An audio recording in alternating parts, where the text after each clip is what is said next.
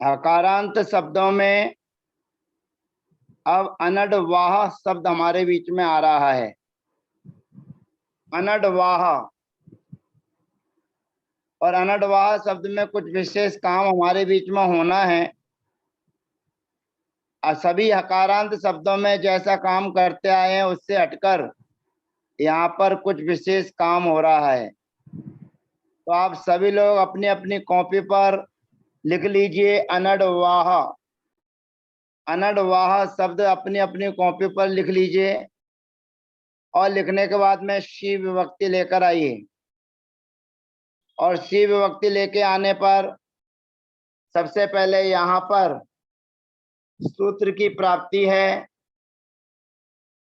असस शांते जादी नाम डा। असस शांते जादी नाम डा सूत्र की यहाँ पर प्राप्ति है, क्योंकि हकारांत शब्द है और हकारांत शब्द आता है तो व्यंजन वाले विभक्ति या विराम वाली विभक्तियों के आने पर हकार के स्थान पर डकार आदेश हो जाता है। परंतु यहाँ पर अनडवाह शब्द में कुछ विशेषता है और सूत्र हमारे बीच में आता है सौनु। सौनु यानी कि केवल सी विभक्ति के होने पर जो अनडवाह शब्द है उस अनडवाह शब्द को नू का आगम हो जाता है। अब यहाँ पर आप इतना भी ध्यान रखना है कि यहाँ पर केवल सौ कहा है, यहाँ पर असंबुद्ध सौ नहीं कहा, यानी संबुद्धि का निषेध नहीं किया है। सामान्य सौ का कथन होने के कारण संबुद्धि वाली सी भी यहाँ पर ग्रहण करना है। तो सामान्य से सौ कहने का मतलब है चाहे संबुद्धि वाली हो चाहे बिना संबुद्धि वाली हो, उसको नू का आगम होता है।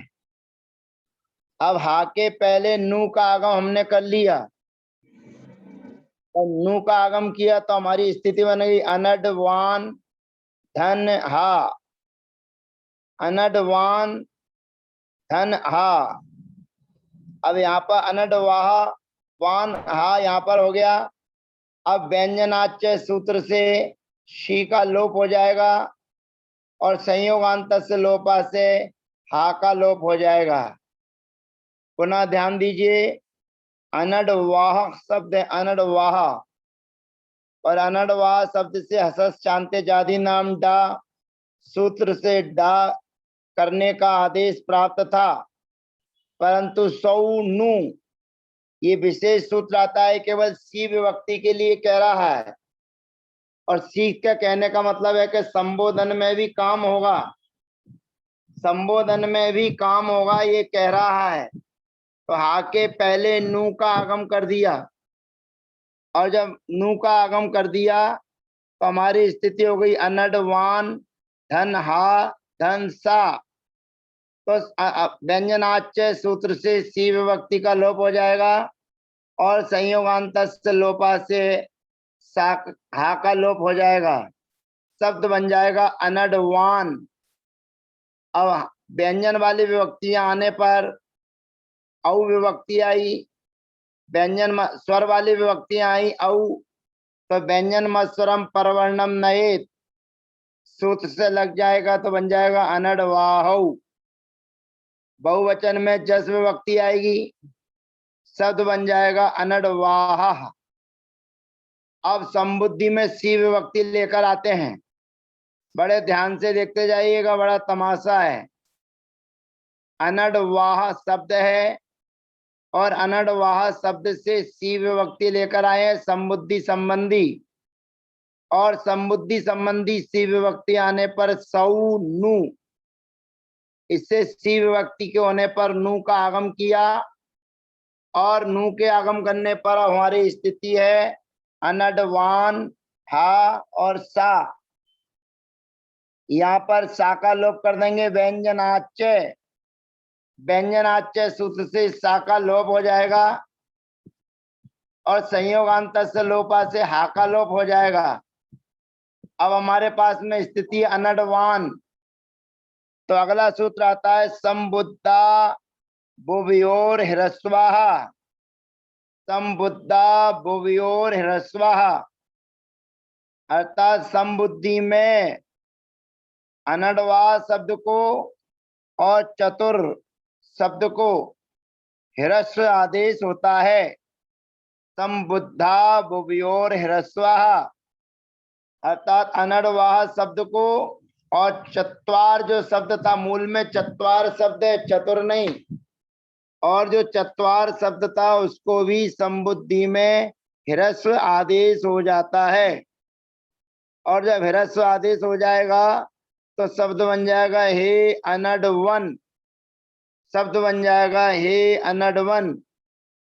उसके बाद में अम विभक्ति लाएंगे तो कुछ नहीं करेंगे, व्यंजन मत्सरम परवर्णम नएत, शब्द बन जाएगा अनडवाहम। औ विभक्ति आएगी, शब्द बन जाएगा अनडवाहौ। अब सस विभक्ति लेके आना है। सस विभक्ति का मतलब है अगुण स्वर वाली विभक्ति, और अगुण स्वर वाली विभक्ति और अगुण व्यंजन वाली विभक्तियों के आने पर, अर्थात अनडवाह धन सस, अनडवाह धन भ्याम, ये विभक्ति के आने पर सूत्र लगता है अनडूहश्च, सूत्र लगता है अनडूहश्च। सूत्र कहता है अनडवाह में जो वाह है, उस वाह शब्द के स्थान पर उत्तम माने उ आदेश होता है अगुण स्वर अथवा अगुण व्यंजन के होने पर। दोबारा देखिए, अनडवाह धन सस। अब अनडवाह शब्द में वाह को अलग अलग कर दीजिए, अनडिक अनतिकन्मयन, अनड वाह शस, अनड वाह, अनड वाह और सस, सस्म से बचा अस। जे अस क्या है? अगुट स्वर वाली विभक्ति है, और भ्याम क्या है? अगुट व्यंजन वाली विभक्ति है। तो अगुट स्वर अथवा अगुट व्यंजन वाली विभक्तियों के होने पर जो अनड वाह शब्द में वाह वाह, उस पूरे वाह के स्थान पर उ आदेश होता है, छोटा उ, ह्रस्व उ, और ह्रस्व उ आदेश हो जाएगा तब तो हमारी स्थिति हो गई अनड उ हा और सस। अब अनड अनड अनड वाह शब्द में डा हलंत था, डा में कोई स्वर नहीं बैठा था। डा में स्वर बैठने के लिए वाह के स्थान पर उ आदेश हो गया। अब यहाँ पर रेप शोर विसर्जनीय और व्यंजन मस्वरम परवर्णम नएत सूत्र को लगा देंगे तो शब्द बन जाएगा अन्न डूहा। विचार करना फिर दोबारा, अनड वाह शब्द है और अनड वाह शब्द के वाह के स्थान पर छोटा उ आदेश हो जाएगा, और छोटा उ आदेश होने पर अनड उ हा सस, सस बचा अस। तो जो अस बचा हुआ है उस अस के आ को हम हा में मिला देंगे, और जो वा के स्थान पर उ आदेश हुआ है उसको डा में मिला देंगे, शब्द बन जाएगा अन्न डूह। और रेप शोर विसर्जनिया से सा के स्थान पर विसर्ग कर देंगे तो शब्द बन जाएगा अन्न डूहा। ऐसे ही अन्न डूहा हो जाएगा। और उसके बाद में अब यहाँ पर एक काम और करना है, भ्याम वाली विभक्ति के होने पर, भ्याम वाली विभक्ति के होने पर अनड वाह धन भ्याम, अनड वाह धन भ्याम है, और अनड इसके स्थान पर वाह के स्थान पर उ आदेश हो जाएगा, और उ आदेश कर दिया हमने तो हमारी स्थिति हो गई अनड उ हा और भ्याम, अनड उ हा और भ्याम। इतनी स्थिति होने पर जहां विद्वत शब्द आया था, विद्वंस, विद्वंस शब्द आया था, वहां पर विद्वंस शब्द में हमने जब भ्याम वाली विभक्ति आई थी, व्यंजन वाली विभक्ति आई थी, तो विद्वंस में जो सा था उस सा के स्थान पर दा किया था ब्राह्म व्यंजन। उस सूत्र के माध्यम से हा के स्थान पर चतुर्थ अक्षर हो जाएगा, या हा के स्थान पर धा आदेश हो जाएगा, जो उस सूत्र से काम किया था दा। तो हा के स्थान पर दा आदेश हो जाएगा, तो शब्द बन जाएगा अन्नदुद्भ्याम।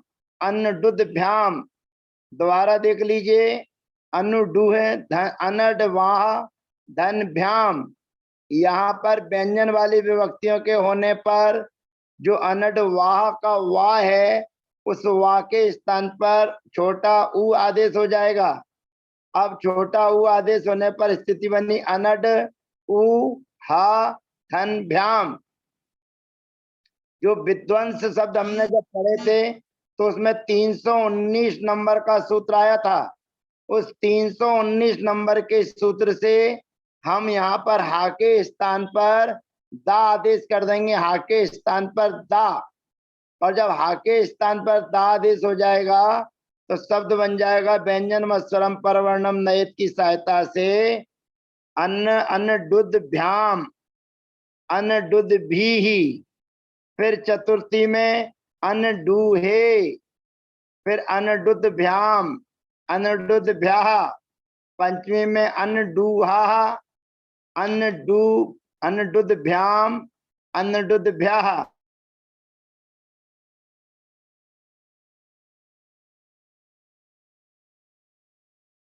सुहा अनडू। सप्तमी में अनडूही अनडू हो। अब शुभ विभक्ति जब आएगी तो शुभ विभक्ति में यही काम करने हैं, अर्थात अनडवाह धन सुप, अनडवाह धन सुप। यहाँ पर अनडुहास्य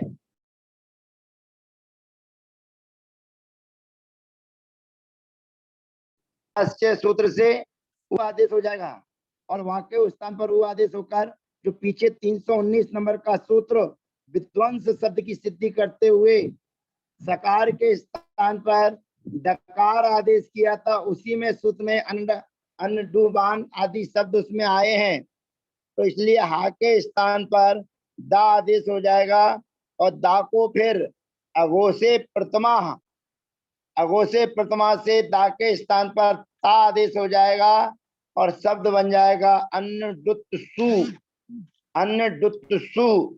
इस प्रकार से शब्द की सिद्धि हो जाती है। अब विशेष बात तो यह है कि जो पीछे सूत्र आया 335 नंबर का, उसमें दो शब्दों को ह्रस्व किया है।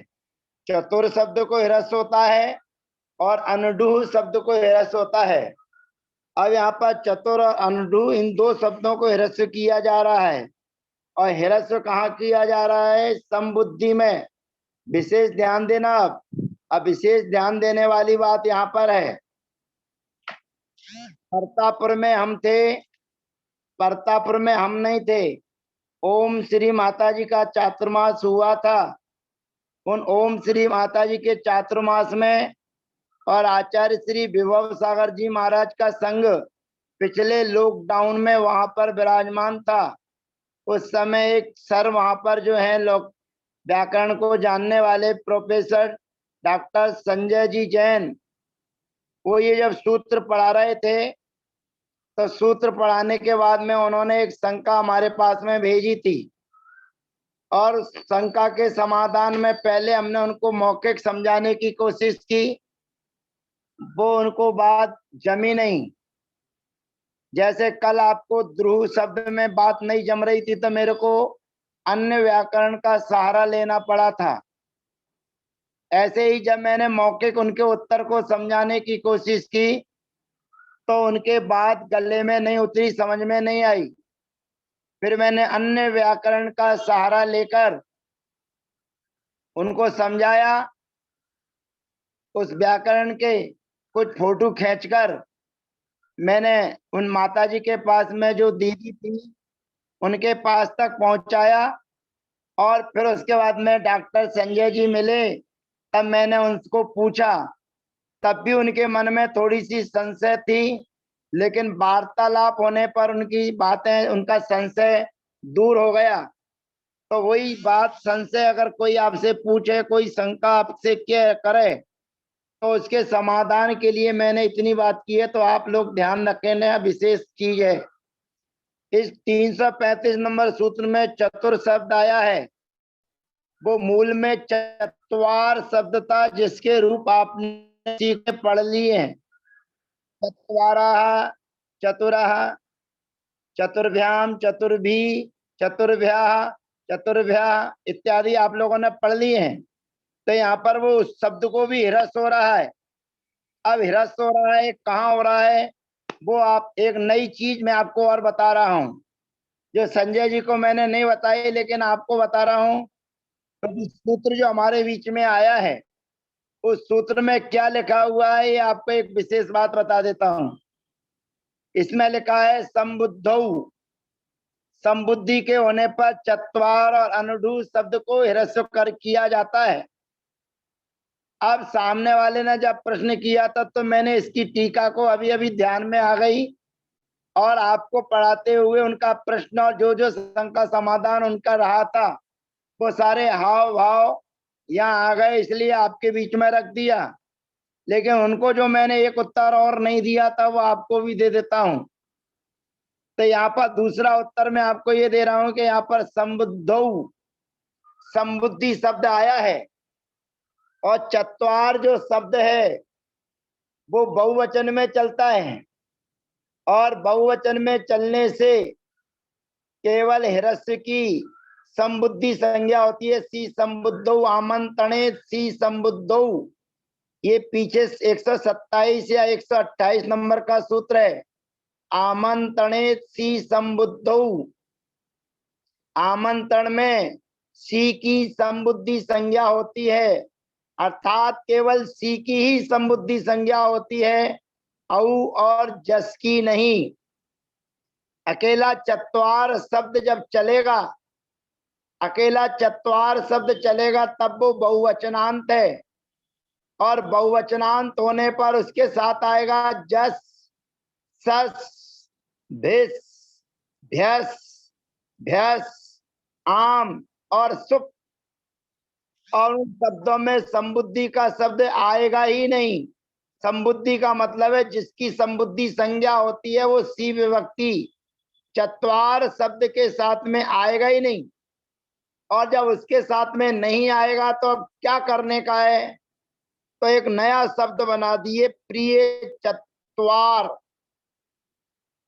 प्रिय शब्द बना दिए, प्रिय चत्वार। अब यहाँ पर उनका प्रश्न क्या था, वो मैं आपके बीच में बताता हूं, और जो समाधान मैं आपको दे रहा हूं वो उनको भी दे दिया था, लेकिन आपको एक नई चीज और बता दी जो उनको नहीं बताई थी। उनका प्रश्न था प्रिय चत्वार, इसमें जो ह्रस्व हो रहा है, और ह्रस्व होने पर इसके रूप चल रहे हैं प्रिय चत्वा, प्रिय चत्वारु, प्रिय चत्वारा, तो ह्रस्व हो गया प्रिय चत्वा। तो उनका प्रश्न यही था कि यहाँ पर जो ह्रस्व आदेश किया गया है, तो ह्रस्व आदेश करने के बाद इसके रूप एक वचन में ही चलना चाहिए। ऐसा उन्होंने हमारे बीच में बात रखकर षष्ठी विभक्ति के बारे में पूछा था कि षष्ठी विभक्ति में क्या बनेगा, क्या बनाना चाहिए। तो षष्ठी विभक्ति में जब उन्होंने पूछा कि क्या बनना चाहिए, क्या बनाना चाहिए, और उस विषय में जब उन्होंने प्रश्न किया हमसे, तो फिर हमने उनका समाधान दिया, और उसके बाद में जब दूसरे प्रमाण भेजे, जब ही उनकी बात समझ में आई। तब आपको पूरा पहले क्लियर कर दूं कि यहाँ पर प्रिय शब्द को चत्वार शब्द के साथ में जोड़ा गया है, और इसका मतलब होता है प्रिय हैं चार वस्तुएं, जिनको मान के चलिए आप में से कोई भी हैं, हमारे अरुण भैया जी हैं, उन अरुण भैया जी को चार वस्तुएं अच्छी लगती हैं। तो चार वस्तुएं जिनको अच्छी लगती है, वो व्यक्ति का नाम है प्रिय चत्वार। अब यहाँ पर व्यक्ति एक है, व्यक्ति एक है जिसको चार चीजें अच्छी लगती हैं। या चत्वार शब्द से कोई लेना देना नहीं है, यहाँ तो अब शब्द बन गया है नया प्रिय चत्वार। और प्रिय चत्वार का मतलब है चार हैं वस्तुएं अच्छी जिसको लगती हैं, वो प्रिय चत्वार कहलाता है। अब प्रिय चत्वार व्यक्ति के रूप सातों विभक्तियों में पूरे तीनों वचनों में चलेंगे, एक वचन, द्विवचन और बहुवचन, इन तीनों रूपों में चलेंगे। तो आप अपनी कॉपी पर लिख लीजिए, एक्स्ट्रा शब्द आपको प्राप्त हुआ है, प्रिय चत्वार शब्द है, प्रिय चत्वार। आप प्रिय चत्वार शब्द को लिख लीजिए और रा है हलंत, और रा हलंत को जब आपने लिख लिया, प्रिय चत्वार धन सी। अब यहाँ पर ध्यान रखना, चत्वार शब्द रहने से केवल जस विभक्ति में या बहुवचन में विभक्तियां मत लाना। यहाँ व्यक्ति एक है लेकिन उसको चार चीजें अच्छी लगती हैं, चार सिद्ध क्षेत्र अच्छे लगते हैं, पूजा करना अच्छा लगता है, सामायिक करना अच्छा लगता है, गुरुओं की वंदना करना अच्छा लगता है, साधर्मियों से मिलना अच्छा लगता है। ये चार प्रिय वस्तु वाला व्यक्ति प्रिय चत्वार कहलाएगा। तो प्रिय चत्वार हलंत है, उससे सी विभक्ति लेकर आए, और सी विभक्ति लेकर आने पर व्यंजनाच्य सूत्र से सा का लोप हो जाएगा और रा का रेप शोर विसर्जनिया से विसर्ग होकर शब्द बन जाएगा प्रिय चत्वाहा। द्विवचन में औ विभक्ति आएगी, व्यंजन मत्सरम परवर्णम नएत, सूत्र लगा देंगे प्रिय चत्वारौ। बहुवचन में बन जाएगा प्रिय चत्वारा। अब संबोधन आ गया, अब संबोधन आने पर वही सूत्र लगना है, संबुद्धा भुवयोर ह्रस्वा। तो यहाँ पर प्रिय चत्वार शब्द है और प्रिय चत्वार शब्द से शी विभक्ति को लेकर आए हैं। तो सी विभक्ति के होने पर संबुद्धा भुवयोर ह्रस्वा, अर्थात यहाँ पर चत्वार शब्द है और चत्वार शब्द से संबुद्धि के होने पर ह्रस्व हो रहा है। तो संबुद्धि केवल एक वचन की होती है, इसलिए चत्वार माने चार से नहीं समझ लेना।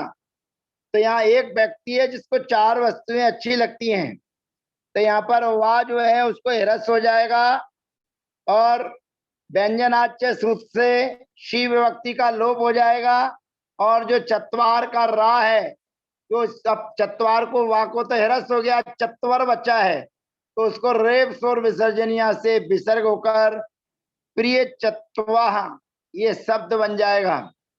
और प्रिय चत्वा शब्द बनने के बाद में अम विभक्ति आएगी तो प्रिय चत्वारम, और अविभक्ति आएगी तो प्रिय चत्वारौ।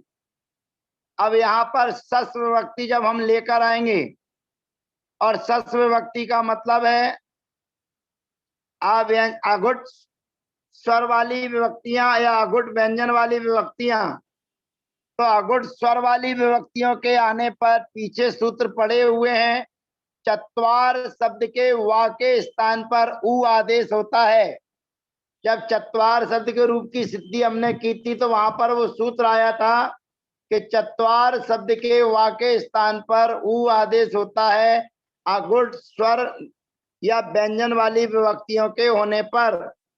तो चत्वार शब्द से अघुट स्वर वाली विभक्तियां नजर आ रही हैं, भले ही प्रिय चत्वार शब्द है लेकिन पुराने संस्कार उसके नहीं गए, और यहाँ पर उ आदेश हो जाएगा। तो द्वितीया के बहुवचन में बन जाएगा प्रिय चतुराहा, फिर तृतीया में बन जाएगा प्रिय चतुरा, और भ्याम विभक्ति में आदेश होकर उ आदेश हो जाएगा और फिर बन जाएगा प्रिय चतुर्भ्याम, फिर प्रिय चतुर्भी, फिर पंचमी के एक वचन, चतुर्थी के एक वचन में प्रिय चतुरे, फिर प्रिय चतुर्भ्याम, प्रिय चतुर्भ्या, पंचमी में प्रिय चतुराः, प्रिय चतुर्भ्याम, प्रिय चतुर्भ्या, षष्ठी में प्रिय चतुराः, प्रिय चतुरो। अब यहाँ पर विशेष ये ध्यान रखना है कि यहाँ पर चतुर शब्द के लिए, चत्वार शब्द के लिए नू का आगम किया गया था, चत्वार शब्द के लिए नू का आगम किया गया था, तो यहाँ पर भी नू का आगम पकड़ेगा, और नू का आगम पकड़ने पर प्रिय चत्वार धन आम, तो आम अगुट स्वर वाली विभक्ति है, तो वा के स्थान पर उ आदेश हो जाएगा। और पीछे चत्वार शब्द में जो नू का आगम किया था उसी सूत्र से नू का आगम कर देंगे। और नू के आगम करने के बाद में 1 3 9 रस्री वर्णेभ्यो नो नमन्त्या स्वर हेव कवर्ग पवर्गांतरोपी, उस सूत्र के माध्यम से जो ना है, नू का आगम किया गया ना है, उस ना के स्थान पर ना हो जाएगा और शब्द बन जाएगा चतुर प्रिय चतुरा प्रिय चतुर्णाम, प्रिय चतुर्णाम ये शब्द बन जाएगा। और सप्तमी में हो गया प्रिय चतुरी, फिर प्रिय चतुरोह, और शुभ विभक्ति में प्रिय चतुसु, जो पुरानी पद्धति से आप करते आए हैं, से विसर्जनीय सा और से वा पर रूपम, या उसका निषेध हो जाएगा तो प्रिय चतुर्सु ऐसे शब्द की सिद्धि हो जाती है। तो इस प्रकार से व्यंजनांत पुल्लिंग शब्द पूरा हो गया। अब प्रिय चतुवार शब्द जो आया है, अगर आपसे कभी कोई संबुद्ध ह्रस्वा से ह्रस्व करके कोई शंका समाधान करता है तो आप उसको सबसे पहला जवाब तो ये दीजिएगा कि चत्वार शब्द अब यहाँ पर प्रिय शब्द के साथ में जुड़ा हुआ है, इसलिए इसको बहुवचन मत समझ लेना और बहुवचन समझ के बहुत बड़ी गलती मत कर देना। और बहुवचन आप समझोगे तो बहुवचन में कभी संबुद्धि संज्ञा होती नहीं है, संबुद्धि संज्ञा केवल सी विभक्ति की ही होती है। और चत्वार शब्द से सी विभक्ति कभी आ नहीं सकती है। इतना आप उसको सटीक जवाब देकर रखिएगा, बना के रखिएगा, कभी आपको काम में आएगा।